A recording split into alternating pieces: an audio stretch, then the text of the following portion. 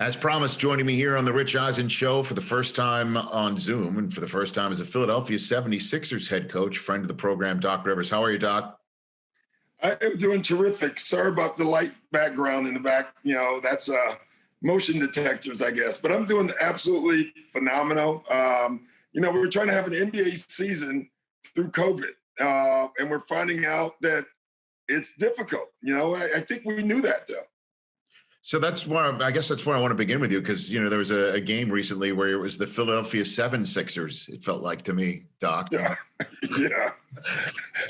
I should have used that. That's pretty good. Yeah, the Philadelphia 76ers. I mean, because obviously you were in the bubble with the Clippers, and now going through this outside of a bubble. Are there any concerns from you that this is going to be paused at any point in time? Because I know the NFL season, we went through a period where I felt that maybe, but then it didn't. And the same thing with baseball, didn't, but it did feel at that point as well. What do you think right now? Yeah, well, I'm hoping not. Let me put it that way. I think we're at that point right now where there's concern, Rich, that we're going to have a pause. I don't want to have a pause. I don't think a pause would be good for us, if you know what I mean. So, but it also was very difficult. We played a game with 8 players dressed, only 7 available the other night. And to give away a game is very difficult. It's what you don't want to do. Like football and baseball, there's so many players on the roster. Basketball, there's 15 players, and there's probably only 8 or 9 that play per team. And so if you have 2 or 3 guys out, it makes a major difference. So obviously, Seth Curry got it on your team. And I mean, what do you do with your protocol? I mean, how do you tell your players when something is obviously going around to the point where it feels like half the country has it? But what do you tell your players? I mean, it's immediate. It's immediate. I think the NBA does a great job. Seth was out in that game, and then immediately, like, we found out, I think it was halftime, right, of the game, and they came and grabbed him. They isolate him immediately, and then they do all the contract tracing, which is amazing how well that the NBA at least does that. And unfortunately, with contract tracing with a basketball team, it's pretty close contact with a lot of guys. I think, what did we lose? 5 guys just because they sat at a dinner table with them that morning. And even though the chairs showed that there was space, we deemed they still were too close. So they're all out. And it was frustrating, Rich. I would say it was very frustrating for those guys because it's 15 days or 5 days, right? And they're healthy, but they can't play because they have to wait till the testing results come back. I thought that was, I hadn't seen that yet. It's the first time it happened to us. I thought that was the biggest thing, is with the other guys being frustrated that they're healthy and can't play. Doc Rivers here on the Rich Eisen Show. So, okay, COVID aside, how do you like your team right now, Doc? It seems like Embiid is playing out of his skull right now, and you do have a bunch of injured players, but some youngsters that Daryl Morey got you in the draft. It seems like people are beginning to gel despite the stop and start with COVID and not. What do you got for me on that front? I love our team, and I think we're 7-0, Rich, when we're all healthy. So we just haven't had a lot of health of late, or I don't even know what you call it. It's not health. We just haven't had player availability of late. We still are a new team. It would be nice, especially now, if we can just get together and practice and be together. We just can't. But I like the markings of this basketball team. What is Embiid like? Oh, he's great. First of all, I love conversations with him because and you've heard it, that he's just a very bright guy. And so, I like our exchanges. I like our discussions because it's more than just basketball that we're talking about. Actually, I have a lot of guys. It's a really bright team in that way. Going through the whole thing right now, through not just COVID, but a lot of the social justice issues and just social issues in general. It's been really good having conversations with these guys. And we also have a team full of a couple, like 3 or 4 rookies that we're teaching them along the way. And it's good for them to see that it's more than just basketball that is discussed in pro sports. Doc Rivers here on the Rich Eisen Show. We're all thrust in many times in our jobs where you don't know that you're about to be thrust into a certain role.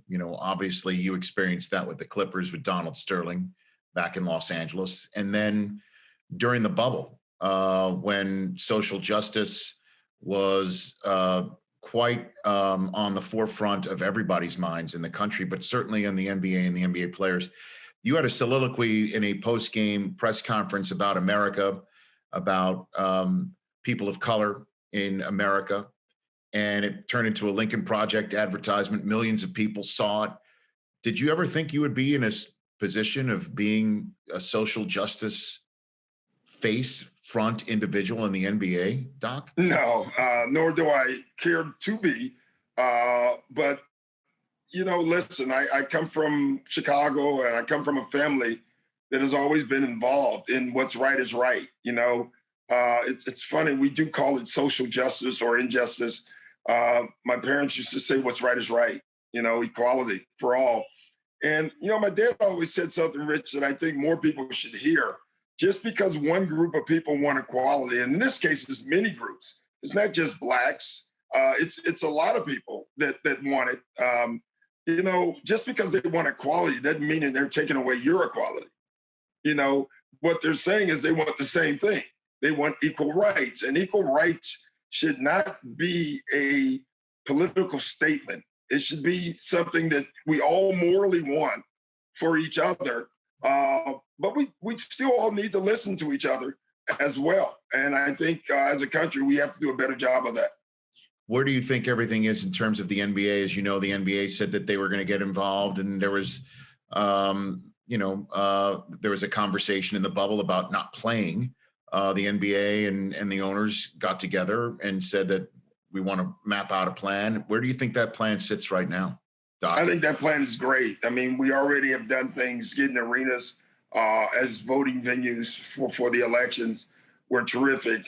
We have a social justice council now that I'm on that is going to do good work, because it's not just us. We're hiring outside people to lead us, to target things that we need to be aware of. And so what I loved about the bubble, number one, was that it was about the young people.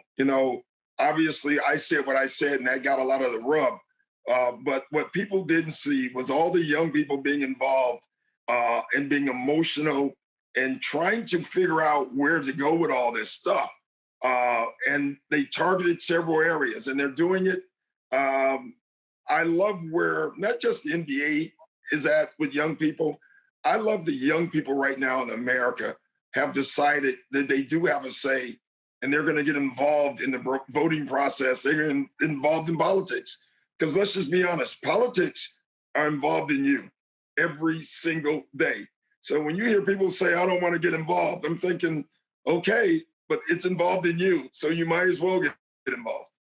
Doc Rivers here on the Rich Eisen Show. Okay, so why the Sixers, Doc? What attracted you to wind up in Philadelphia when you always understand the conversations that people have about Embiid and Simmons not being able to really be a cohesive unit, and all the politics, to use the phrase, that might have been involved within that locker room. Why throw your hat in that ring? I saw their ability, and I saw that they were young, both very young guys. And, it's funny, the narrative, not just here, but in a lot of places. When I was thinking about taking the job, I was getting calls, they haven't won anything. And I said, but you keep forgetting to say yet. It's the yet part that, to me, when you're in the mid-20s, yet is a big word. You haven't done a lot of things yet, and so for me, that's why I looked at this group, because there's a group of two young superstars that are young. They have a lot of basketball left in them, and I wanted to play a part in that. I also like the city. Like I love a town that is nuts about sports. People forget I was in Boston for a long time, and you can't get better than Boston as far as that. In Philly, very similar. When you're in a grocery store in Boston and a grocery store in Philly, there's a great chance an 80-year-old lady is going to tell you, you need to play Embiid more. They're going to give you their opinion. I love that. I think that's when you have a city that is invested in sports, like my Chicago Bears and the team of Chicago. Well, I'm going to get to that in 1 second. Don't you worry. But I love the fact I love the fact, I can say this. You're one of my favorite people. And so is Daryl Morey.